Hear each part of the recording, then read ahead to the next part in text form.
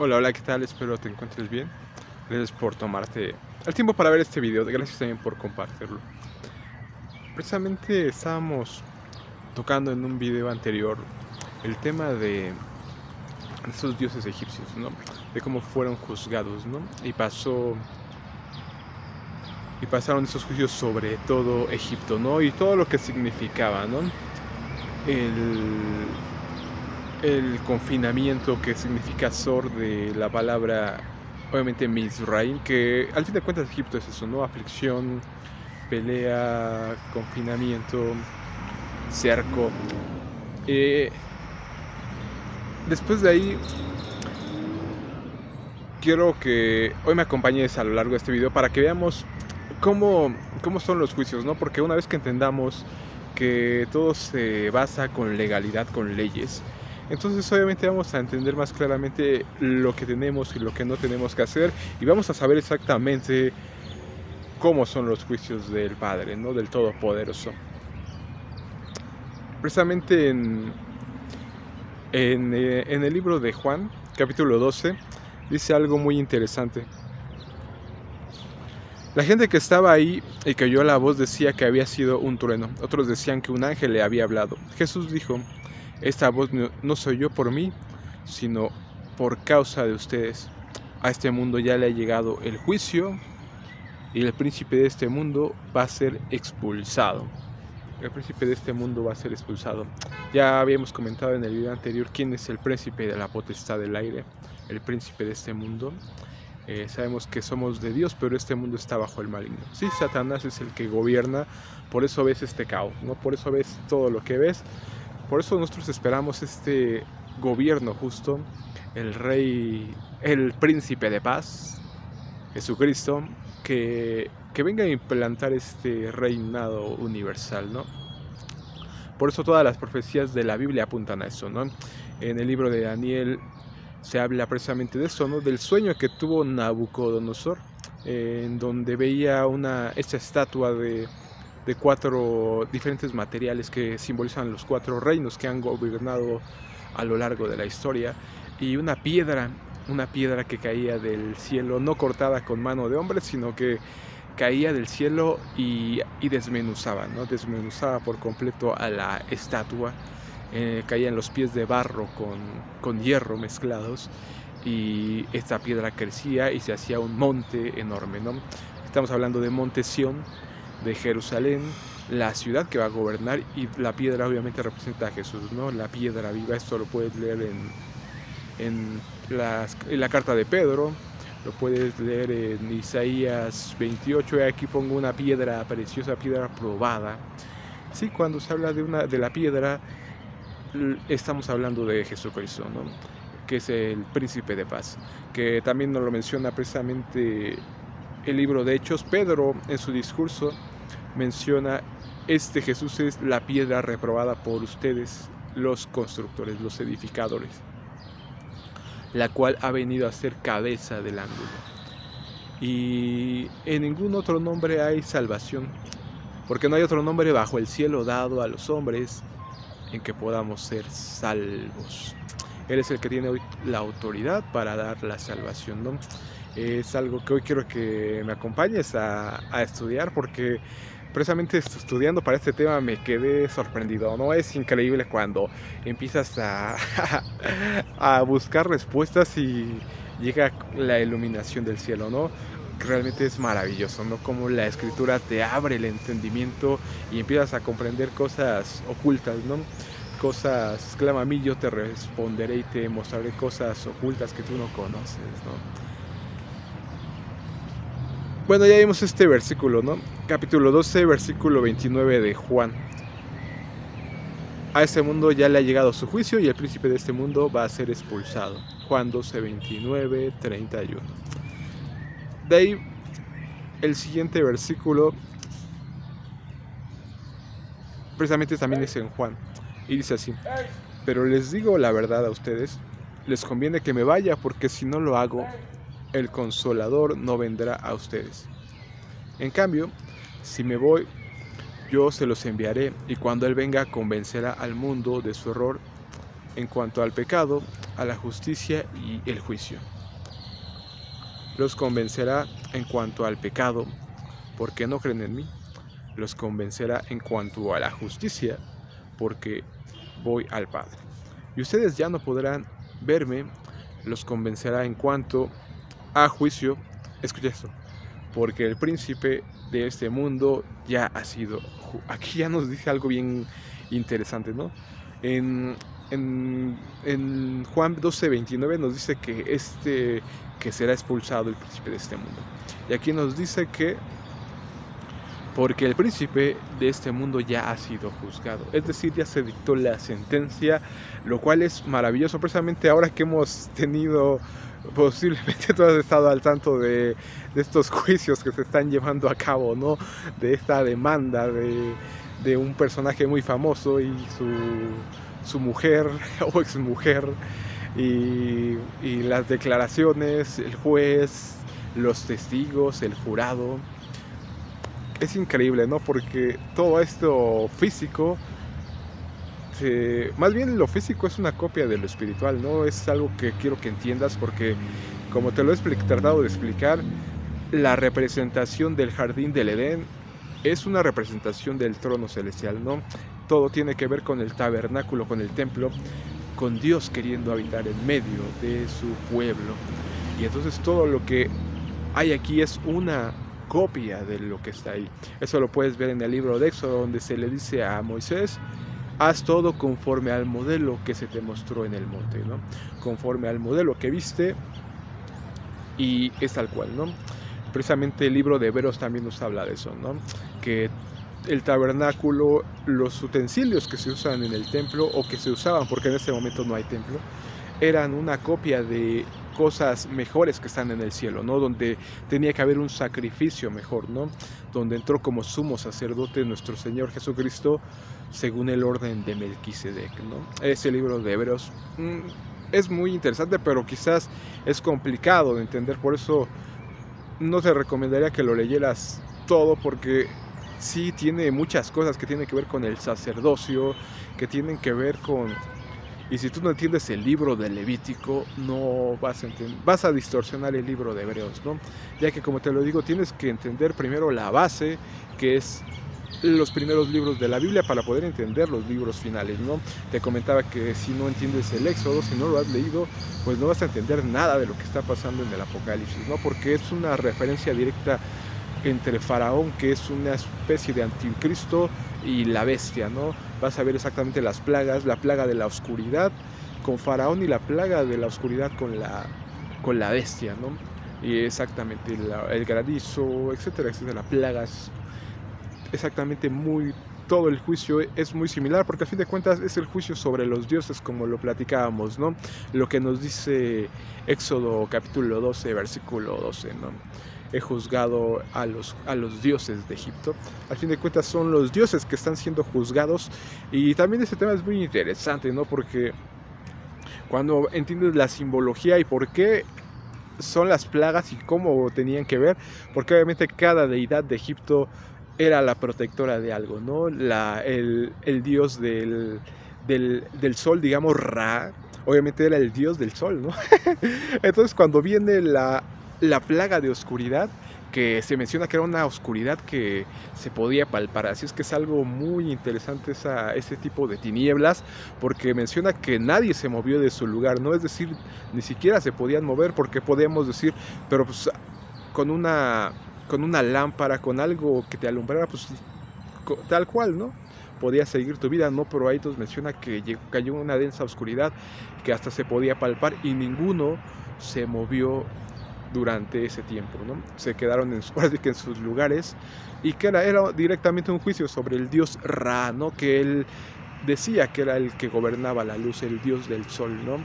Y te invito a que investigues por ti mismo, te darás cuenta, cada juicio tenía que ver con uno de estos dioses antiguos, ¿no? Por eso fue castigado el Nilo, las ranas, etcétera, etcétera. Los piojos es maravilloso, ¿no? Cuando tú empieces a estudiar y conectarlo todo, y dices, wow, ¿no? O sea, cada detalle, cada perfección. Entonces empiezas a darte cuenta de la grandeza del Todopoderoso, ¿no? De los detalles, de la perfección, del equilibrio que hay en todo el universo y de cómo actúa para maravillarnos, ¿no? Para mostrarnos lo pequeño que somos como hierba, ¿no? Que nos secamos y que nuestra vida es como el humo que pasa efímeramente, ¿no? Y al fin de cuentas Él tiene el control absolutamente de todo, ¿no? Eso lo puedes ver también en capítulo 40 de Isaías, a partir del 40, todos los capítulos que siguen en adelante de Isaías hablan de todas las cualidades del Eterno, ¿no? Como es capaz de, que también lo menciona en el libro de Job, ¿no? A partir del capítulo 38, has medido tú. ¿Quién tomó medidas a la tierra, ¿no? ¿Quién fundó los cimientos? Etcétera, etcétera, ¿no? Medido las montañas en tus manos, etcétera, etcétera. No, se empieza a mostrar lo pequeño que somos, ¿no? Precisamente en Isaías dice que está sentado sobre el círculo y ve a los hombres como saltamontes, como insectos. Entonces, realmente nosotros, por más que nos ensoberbezcamos, cuando es algo también que nos dice Isaías, ¿no? Cuando el barro le va a decir a su hacedor, ¿por qué me hiciste así, no? Qué terrible sería que un bebé recién nacido le dijera a su madre, ¿por qué me trajiste al mundo? ¿Por qué me hiciste? ¿Por qué nací, no? Es tal cual cuando nos ponemos a contender contra el Altísimo, como los ateos o la mayoría de las personas que están dudando de la existencia de Dios, o que quizás por las religiones hoy hay tanta blasfemia contra el Todopoderoso, pero cuando tú empiezas a analizar cualquier cosa, ¿no? El cuerpo humano, el ADN, etcétera, etcétera, ¿no? Los ciclos de las estrellas, ¿no? Que dice el Salmo 19, los cielos cuentan tu gloria. El firmamento anuncia la obra de tus manos, porque ahí está escrito todo, ¿no? Es el calendario que puso el Padre para las citas con Él, que eso también es maravilloso, ¿no? Como nos dice el libro de Génesis, tendrán las estrellas y la luna, el sol, las estrellas para los tiempos, ¿no? Para las Moadim, las santas convocaciones de Levítico 23, es decir, horas de reunión, que se basaban tanto en la agricultura, tanto en la luna nueva, etcétera, etcétera. Eran exactamente puntos cuando tú te reunías, bueno, hasta la fecha, porque es un mandamiento perpetuo, te reúnes con tu Creador, ¿no? Y es un tema que también me llama mucho la atención, pero es que hay tantos temas para estudiar que, wow, ¿no? Ya que obviamente cuando analizamos las señales de las estrellas, la constelación de Virgo, de la Virgen, que se alineó con la constelación de Leo, que es decir, que representa al león de Judá, fue cuando nos menciona precisamente Apocalipsis 12, ¿no? Vi una señal en el cielo, una mujer vestida de 2 estrellas, ¿no? Que nos habla todo, que fueron las señales precisamente que vieron los sabios que fueron educados por Daniel en Babilonia, para saber cuándo iba a ser el nacimiento del Mesías, ¿no? Entonces todo eso te das cuenta de que si tú estudias la Escritura vas a entender todo, ¿no? Porque obviamente la Escritura es el manual que se le dio a aquellos hijos de Dios, ¿no? A aquellos hijos de luz, que obviamente nos dice nuestro Señor Jesucristo, si tu ojo tiene luz, todo tu cuerpo está en luz, ¿no? Pero si tu ojo tiene tinieblas, cuán densas han de ser las tinieblas, ¿no? Porque ya he hablado mucho de lo que significa tinieblas, ¿no? Tiene que ver con el árbol de la ciencia del bien y del mal, que al fin de cuentas tiene que ver con ignorancia, con la conducta animal, ¿no? Ya que cuando tú estás del lado de las tinieblas, es decir, para nosotros la muerte es la separación de Dios, porque cuando nos estamos alejando estamos prácticamente muertos, ¿no? Estaban muertos en pecado, y esa naturaleza es degenerativa, ¿no? Cuando tú estás en tinieblas, cada vez vas a ir más para abajo, ¿no? Tú puedes ver a un drogadicto, puedes ver a un alcohólico, cómo cada vez va en caída libre, ¿no? Alguien adicto al sexo, a la pornografía, lo que tú me digas, y vas a ver cómo va en caída libre, ¿no? Obviamente ahí es el momento donde o caes hasta el fondo, o en ese fondo, o ya tocando fondo, buscas esa salvación, ¿no? Que ahí está esa Yeshua, que significa salvación. Y es el momento crítico, ¿no? De tu vida, cuando ya eres humillado, cuando ya no tienes nada. Y por eso hay tantos testimonios en internet que tú los puedes ver por ti mismo, ¿no? Personas que ya en el momento que habían perdido todo, tienen un encuentro con Dios, que es cuando por fin ya bates tu orgullo y dejas de decir es que yo puedo, es que yo, dejas de ser tu propio Dios, porque la mayoría de las personas queremos eso, ¿no? Ser dioses, que todos alrededor nos sigan, nos admiren, nos idolatren. Pero cuando una vez empiezas a darte cuenta de tu posición y dices, ¿sabes qué? Es que yo no puedo hacerlo, ahí viene, ¿no? Todo eso es maravilloso, y por eso digo que tú estudies por tu cuenta para que lo veas con tus propios ojos, ¿no? Muchas veces, por más que te diga, a lo mejor lo puedes creer o no, tomarlo como sea, pero si tú lo ves con tus propios ojos, es cuando tu fe empieza a crecer, ¿no? Cuando tú sabes lo que estás viviendo, cuando tú entiendes todo, y ya nadie te puede mover de ahí, ¿no? No somos fluctuantes.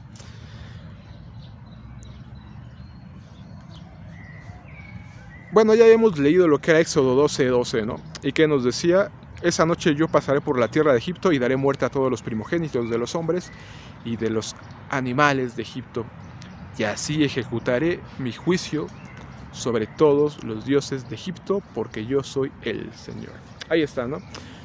Como te lo he dicho, eso también es un tema muy interesante. Yo creo que se nos está alargando todo esto, ¿no? Pero bueno, déjame platicarte un poquito de esto, que es algo que también he aprendido de un maestro que realmente lo respeto mucho, ¿no? Lo puedes buscar en internet, se llama Rico Cortés. Pero cuando entendí esto, realmente todo empezó a cobrar sentido, ¿no? Haz de cuenta que la Biblia está basada en los pactos y está basado en la cultura en la que vivieron los patriarcas Abraham, Isaac y Jacob, ¿no? No está basada en la cultura de hoy. Por eso la Biblia no habla de Facebook, no habla de YouTube, no habla de lo que hoy vivimos.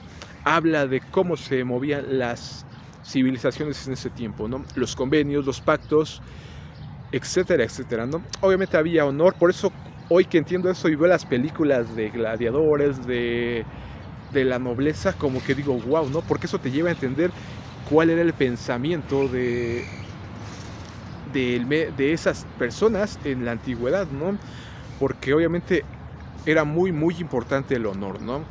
Tener hijos, tener propiedades, todo eso lo puedes estudiar tú en todo lo que tiene que ver con la sociedad romana, porque también déjame te digo que obviamente el Nuevo Testamento fue escrito en el primer siglo en el Imperio Romano, ¿no? Entonces no puedes tratar de leer la Biblia y quererla interpretar como hoy en día, ¿no? Porque hoy en día estamos viviendo una situación muy diferente en muchos aspectos, no en todos, pero sí. Pero en el aspecto, más que nada, cómo se pensaba en ese tiempo, ¿no? Como te lo he dicho, en este imperio romano había muy pocas personas que tenían la ciudadanía romana, que eran los que podían tener acceso a las comodidades, al todo, ¿no? La mayoría de las personas eran de esclavos, porque Roma obviamente era un imperio enorme que atacaba, conquistaba, y todos aquellos prisioneros de guerra automáticamente se convertían en esclavos, ¿no? Entonces, la mayoría de las personas a las que le está hablando Pablo eran esclavos, por eso dice sin esperanza, Efesios 2:2. Bueno, todo el capítulo de Efesios 2. Ustedes, los gentiles, en cuanto a la carne, sin esperanza, sin Elohim, sin esperanza, sin Dios, alejados de los pactos, de la ciudadanía, prácticamente eras un donadie, ¿no? Entonces, ¿qué buscabas tú? Buscabas obviamente el honor, ¿no? De tener una ciudadanía, una propiedad, porque lo que te daba mucho honor eran las propiedades, ¿no? Te daba el renombre, por eso se habla tanto del nombre, ¿no? Porque hoy lo entiendo cuando tú ves en las películas cómo se buscaba un título nobiliario, ¿no? Cuando el rey ya te nombraba caballero, sir, conde, duque, entonces automáticamente tenías un renombre, ¿no? Y ya te conocí y la gente te respetaba, que es todo lo que tiene que ver con honor y vergüenza, ¿no? Pero bueno, a grandes rasgos, toda esta cultura que desconocemos, que te invito a que tú la estudies, está basada en la Biblia, ¿no? Entonces, cuando tú ves los pactos, lo que se estaba haciendo, estaban haciendo un pacto de rey y siervo, ¿no? Tú siendo alguien menor, buscas aliarte con alguien mayor para obtener protección, para obtener beneficios, para obtener un renombre, ¿no? Que eso también pasaba, mucha gente iba al César para buscar su protección, ¿no? Le ofrecías tú algo a cambio, sabes que yo soy un gran cocinero, yo soy un gran artesano, puedo esculpirte, y te das cuenta por qué muchos artistas vivían en la corte, ¿no? Los llamados cortesanos, que obviamente vivían y eran protegidos por reyes, ¿no? Escritores y demás artistas, ¿no? Eso también lo puedes ver en la época media, etcétera, etcétera. Entonces, cuando tú obtenías el renombre, obtenías automáticamente la protección, la adopción, eras prácticamente un hijo, ¿no? Entonces, cuando tú entiendes eso, te das cuenta que todos los pactos están en ese esquema en la Biblia, ¿no? Dios es el rey del universo, y Abraham es un príncipe. Entonces se unen y hacen ese pacto. Tú tienes el deber de proteger el nombre de tu rey porque le has jurado lealtad, ¿no? Y tu rey tiene la obligación de protegerte, ¿no? Siempre y cuando cumplas las cláusulas del tratado, ¿no? Porque obviamente hay cláusulas, ¿no? Si tú me eres fiel, si tú no te alías con otros reyes, etcétera, etcétera, entonces yo te voy a proteger, yo te voy a dar un territorio. Entonces, cuando tú entiendes eso, ves por qué a Abraham se le promete una tierra, ¿no? Una herencia. Tendrás hijos, tendrás la tierra prometida, la tierra de Canaán, saldrán de ti naciones. Todas esas promesas son tal cual, de un rey a un príncipe, ¿no? Y obviamente ellos lo entendían muy claro, ¿no? Abraham lo entiende a la perfección y dice, sí, tú eres mi rey y te dedico y te voy a ser fiel, ¿no? Porque el amor en la Biblia, debemos de entender que hoy sentimos que el amor es simplemente deseo sexual, ¿no? O te gusta algo y ya, pero eso no tiene nada que ver con amor, ¿no? Podemos verlo en la historia de Isaac y Rebeca, ¿no? Dice, y la amó. ¿Qué significaba eso? Lealtad, compromiso, un pacto. Como ya te he platicado, en el momento de que había el coito, la relación sexual, hay sangre de por medio, ¿no? De hecho, por eso está estipulado el himen, ¿no? Que es un rompimiento en el cual hay sangre de por medio y se entra a un pacto. Entonces, cuando tú entiendes lo que te está de por medio, la lealtad, de que tú defender con tu vida esa lealtad, ¿no? Es un pacto que no puedes romper. Entonces, así es el pacto con el Eterno, ¿no? Tú le juras lealtad por sobre todas las cosas, ¿no? Entonces, es tu deber defender su nombre y serle fiel, ¿no? Tiene todo que ver con eso, con honor y lealtad. Entonces, cuando Faraón se niega a dejar salir a su hijo primogénito, ¿sí? Eso te invito a que leas Éxodo. Obviamente están tratando de rey a rey, eso es maravilloso, ¿no? Porque Moisés es el mensajero real, es el enviado, por eso Faraón no lo puede matar, porque cuando tú matas a un mensajero, automáticamente estás declarando la guerra al rey, ¿no? Por eso, si a ti te gustan las películas antiguas de caballeros, de eso, vas a entender todo eso, ¿no? Porque obviamente es una afrenta. Yo mando a mi mensajero para negociar, para que no vayamos a la guerra, ¿no? Y es lo que hace el rey del universo con Faraón, que obviamente Faraón representa a Satanás, ¿no? Entonces haz de cuenta que manda a Moisés y le dice, ¿sabes qué? Deja ir a mi pueblo. Es mi primogénito, ¿no?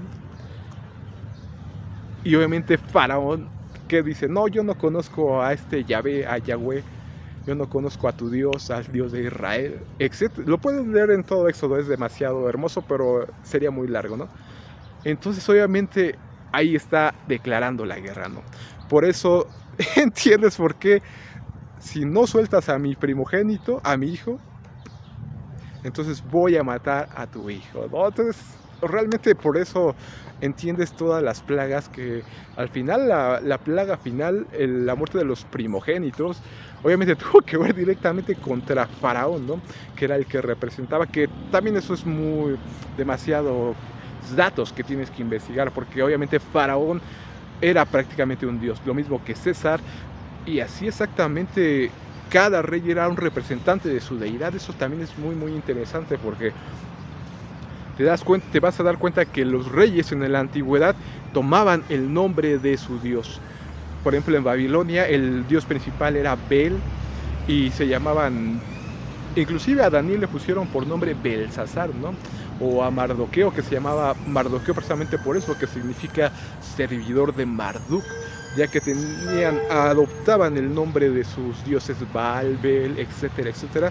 Vas a entender un poco cuando leas la Biblia y veas qué nombres tenían el nombre de sus deidades, ¿no? Por ejemplo, el rey Asur, ¿no? Que obviamente era un dios, etcétera, etcétera, ¿no? Pero te digo que es maravilloso, por eso te invito a que tú estudies y que entiendas la escritura, ¿no? Para que te des cuenta de todo lo que está en juego, ¿no? Porque son demasiadas cosas. Principalmente la vida eterna que es la gran promesa, ¿no? Que se le ha hecho a todos aquellos que creyeron, a los que creen en su nombre. Les dio la potestad de ser hijos de Dios. Entonces, medita en todo esto, estudia, repasa la escritura, ¿no? Es tu obligación el buscar ese tratado, ¿no? Es un tratado que se ha dado, sí, al pueblo de Israel, pero hoy mediante Jesucristo todo el mundo puede acceder a esa adopción, porque como te lo digo, obviamente estas leyes de adopción que se aplican en el antiguo Medio Oriente era así, ¿no? Yo te adopto como mi hijo y te doy un nuevo nombre. ¿Sí? ¿Por qué crees que a Abraham se le cambió el nombre? ¿Por qué crees que a Sarai se le cambió el nombre? A Israel se le cambió el nombre. Es algo que cuando tú empiezas a entender te vuela a la cabeza, ¿no? Porque precisamente Jesús nos dice: y les daré una piedrecita blanca con un nuevo nombre, que significa adopción, ¿no? Te vuelves automáticamente hijo y por lo tanto te vuelves millonario, ¿no? Te vuelves heredero de todas las riquezas del Mesías, ¿no? Pues medítalo todo, realmente es fabuloso todo lo que hay de por medio. Esfuérzate y sé valiente y sálvate de esta generación perversa, diría Pedro, ¿no? Arrepentíos y convertíos, ¿no? Huid de esta perversa generación, porque sí, los tiempos son malos y como lo ves, el juicio va a ser para todos, ¿no? Seguiremos hablando de esto en otro episodio, pero pues medita en eso, ¿no? Hasta luego.